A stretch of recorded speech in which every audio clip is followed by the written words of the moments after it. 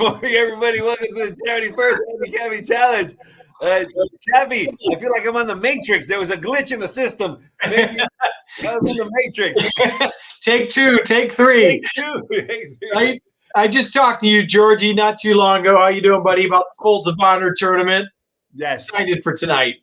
I can't wait for tonight. Craig, of course, is a major poker player and one of the innovators in poker. And we got a big tournament tonight, Craig, and hopefully we'll get a big turnout. Folds of Honor, you turn me on to Lara, and everything is going to go smoothly tonight. We're looking forward to it. It should be an awesome event. It is going to be an awesome event. And we're going to have an awesome event today because we got two heavy hitters right here, baby. We got Joe Moran, and we got Craig with his notes. And it's going to be good, Chappie. Yeah, I can't wait. Of course, Joe's back, and he's one suite over from his normal spot, so I didn't recognize him at first. I love the Kentucky Downs hat. And then Craig keeps winning, but he's actually the comedian of the show as well. So right. We always have some laughs when Craig is on, that's for sure. Well, I hope I'm laughing to the bank. Joe, how you doing this morning? Tell us a little bit about my racehorse. You guys getting fired up for the Breeders' Cup? Yeah, exciting. We had going to Vegas, who will run in the Philly and Mare Turf. She worked this morning over the training track. Rispoli was out to work her this morning, worked really good, a minute flat. So fingers crossed everything continues well. She'll have one more work at Del Mar over the turf course, and that will be her final prep for that. But everything's in order, and it's always exciting. Just from a handicapping aspect as well, the Breeders' Cup, the quality of horses that show up, you can't beat that time of the year. And for that 2-day event, it's going to be a fun 2 days. No question. Georgie? Yeah, it's going to be fantastic, and we're looking forward to it. Craig's already got his Breeders' Cup T-shirt on. Right? That's it right there. This one's only from 2009. I think that was a Zenyatta, though, that one when California Chrome went haywire, that controversial inquiry. Right. That was a big one. I think so. That shirt's 2 years old. That's one of his newest shirts. I mean, 2 years, 2009. Can't you add? What, in dog years or horse years, you say? Yeah. Craig, I have many shirts from 2009, let me tell you. So, right, we're the same ballpark, buddy. Can't wait for the Breeders' Cup. Yeah, we are playing today for, we can see there next to Joe, the Winners Foundation. It's a fantastic charity that helps so many people around the racetrack with a myriad of problems and concerns, and so we're happy to try to raise some money. Our guests are going to have $300 to play with. If they turn that bankroll into over 1,000, we're going to give extra money to the Winners Foundation. So hopefully they'll do good, and usually behooves you to follow our players. They come with great information, and well, let's kick off the show. Let's not delay. You got $100 to win. Where are we going with this $100? Craig. I'm first, okay. Well, let me. Took him by surprise. I took him by surprise. Right, I forgot. I don't. Okay. You did catch me by surprise. I don't think they were turned in yet. Okay, so this is on the fly. My third race is my $100 win bet. It's going to be Lure Him In, number 5. Lure Him In. I think there's great value on the race. He came out of the 9-hole out of the 10-horse race, and there's not much speed in this race. And you look down at that March 20th race where Maldonado raced into it. He ran second to a horse called Ward and Jerry. Was top of his game that time. He was 2-1 favorite in that race, and he ran 10-1. He ran second in that race. So I believe that Mr. Maldonado will go to the lead. Now, if he goes to the lead, I'll be very happy. And like a lot of young players, they don't know about Western Union. I guess I'd send him a Western Union to Santa Anita right now with only 4. They go by the words. 4. They pay by the words, so I only get 4 words to Mr. Maldonado. Go to the lead. So I hope he does that because there's not much speed, and at 8-1, I think it's a great price. All right, we got a great price to kick it off, 8-1. Bob Hess is certainly hot, and Edwin Maldonado, if there's one thing he knows how to do is go to the lead. That's what he does. He goes right to the lead almost every time. You can count on that. You can count on that one running good, Chappie. Let's take it over to you. I was showing you my sheet because I wrote zero speed at the top of the race for that race. So yes, I am with Craig. It's a mystery of who's going to go to the front because they're all deep closers. So Joe, $100 win bet. Where are you going and why? Well, just first off, we got the national anthem practicing in the background. I don't know if you can hear it, but I'm going to go with it if it's not too loud. I got to take off my hat so I don't Exactly. So we're going to look at race one and try to get action going in race one, try to find some value as well. And I'm going to look at one of the two runners from the Doug O'Neill barn in Get Back Goldie. And kind of taking a little bit of a hunch play. I feel this horse is going to improve significantly, stretching out and getting to the turf, being by Golden Sense. Going to Vegas by Golden Sense of my racehorse was the first Grade 1 winner of the sire. And this horse on debut at Del Mar broke from the 9-hole. I thought had an extremely troubled trip, made a nice middle move, got hooked wide into the turn, and ultimately just finished fourth, beating only 2 lengths, came back main special weight. And I think it was just a little too tough. Not enough early speed sprinting. So I think the extra distance and turf's going to make a big play at 6-1. Yeah, I like your play there, 6-1, like you said. And the debut was troubled but nice. And last time, not only did they try tougher, but they added the blinkers. That experiment didn't work. They take the blinkers back off. Georgie, we're going to take the lead right off the bat with a nice 6-1 shot. Doug O'Neill heating up. Let's go, Joe. All right, so in race number one. The good news is if he does hit the 6-1, at least my horse is 8-1, so I got an out. my win bet. All right, so race number one for Joe is the Rockets Red Glare. That's what I heard. So if that one doesn't win, I'm sorry. I heard Rockets Red Glare, or maybe the 2-horse Oh Say Can You See. One of those could win for Joe. We're going to keep an eye on that. All right, we're back, and we have an exacta to work with. You can either do $100 ice cold exacta or two $50 exactas or an exacta box. Craig Kaufman, my man, where are you going? I'm going to the 5th race. This will be a lukewarm exacta because I'm boxing it. $50 exacta box, 6-7. Big Summer and Feeling Graceful. Big Summer looks like, there's some speed in the race, 6.5 on the turf. He's a little disappointed that he lost that race. He had a 2-length lead in that race. But Raspuli stays on him, so it's good enough for me. The 7-horse, he came out of the 1-hole last time. His turf brand, Grayson's okay on the turf going since it's his first time. His workouts look okay going into this race. And he's 6-1, and my other horse is 8-5 or 9-5. So that's my 6-7 $50 exacta box, race 5. All right. The 7 actually has got excellent thoroughgraph numbers. 7 great thoroughgraph numbers, as good as the 6. Those two, at least on thoroughgraph numbers, kind of stand out. And I don't know if Craig said that who's on it, Rasputin? That that's what I heard. Rasputin. Okay. So that's good. I'll go with that. Chappie, your turn for the exacta. All right. I don't know how to top Craig. I feel like I can tell a joke. All right, Joe, where are we going with your exacta and why? Okay, we're going to look to race 7, and we're going to play this ice cold, trying to create some value. Ultimately, I just think Neptune Storms here is just the class of the race. There is some other speed in this race, which I think will be interesting. Neptune Storm does get piloting duties from Flavian Pratt, so he'll put him in the right spot. Again, I just think he's the best horse in this race. I've kept trying to make excuses to find somebody else. I can't. And underneath, I'm going to look to Majestic Eagle. He's a horse that doesn't like to win, but he's a classy horse. He's come out of some good races. Mario knows him well. And I think ultimately he's the trip horse. With 3 other potential speed horses in the race, I think Neptune Storm just gets it done, and hopefully Majestic Eagle comes up and runs his usual second there to complete the exacta. So we'll go $100 exacta, 1 with 6 there. Joe, I hope you're right.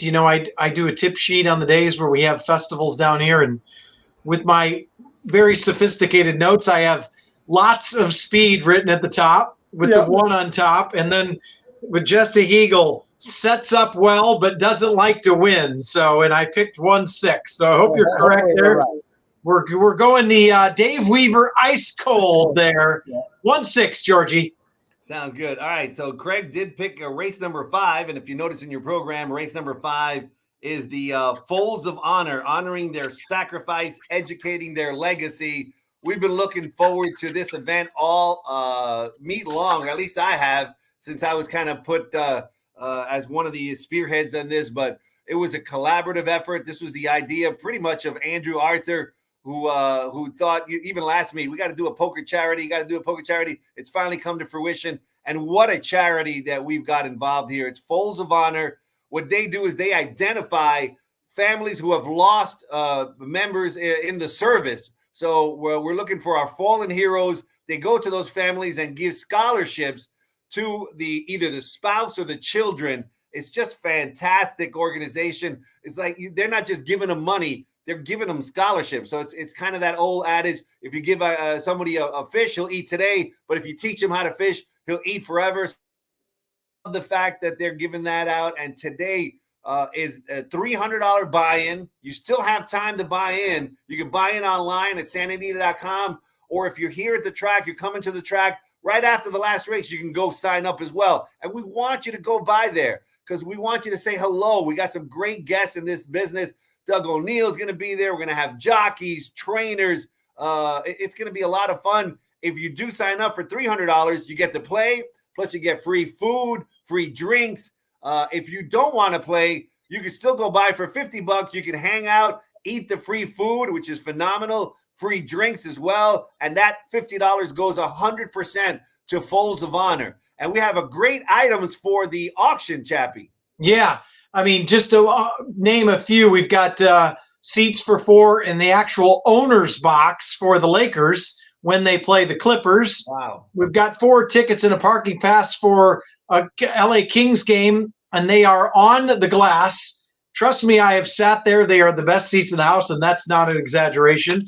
We've got 4 tickets to a Charger game at SoFi Stadium, and I've been assured they will be either in a suite or in the 100 or 200 level, so as good as you can get. And that place looks unbelievable. And then you've got some other auctions items as well, George. We got signed footballs from Marcus Allen, from Jerry Rice. We got a signed football from John Elway.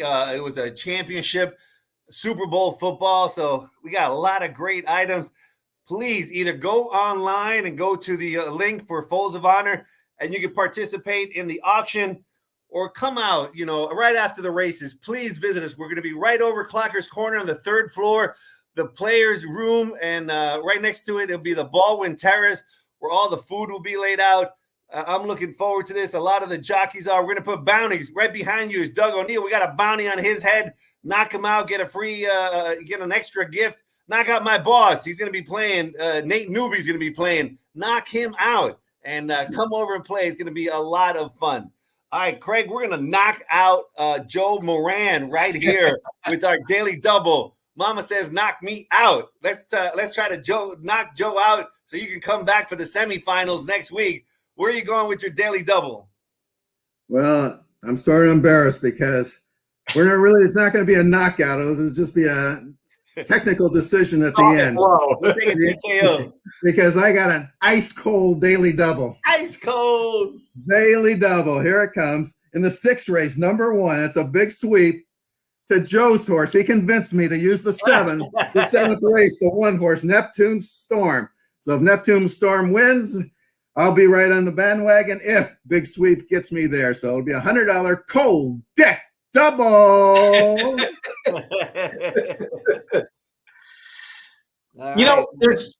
There's nothing wrong with that. A lot of times you just need to get on the board. We've seen that before. So, there's nothing wrong with playing a little chalk. First of all, it adds money to our charity, Winners Foundation. Second of all, it can move you along. And next weekend is the Final Four, right, George? Next weekend is the Final Four, and then on Sunday, the finals. So it's going to come at you rapid fire. We're going to have the semifinals Friday and Saturday, and then the final Sunday. So it's gonna be really cool. But the only thing I feel sad for is I love my horse racing, and he's not going to be in the semifinals, which is a shame. But we'll see what happens.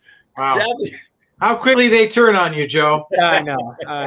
Where you go with? Sorry, Joe. Let's put him away with this double. Where are you heading?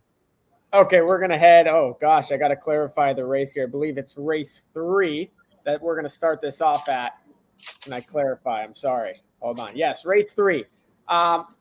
And I know we already chose this race in a win bet, so I believe a win bet. And I'm gonna look another direction here, and I'm gonna use 2 horses and to start the first leg of the daily double. And I'm gonna look to number 4, Proud Pedro, and number 6, Love Love. Ultimately, at a price, I really like Love Love in this race. Since the horse got added distance, I know we haven't seen a win on the page, but we have seen some improved performances. Most recently, ran right behind Friars Road, who came back to run pretty huge in the John C. Henry only beaten ahead. And I think that race is going to prove to be extremely live. And ultimately, that's going to be my key. Proud Pedro kind of has some class there. And I agree, there is a lack of pace. The one thing, when we have these marathon type-ish turf races, it kind of all depends how it's going to, kind of play out early on. So I'm going to take my chances with those 2 horses.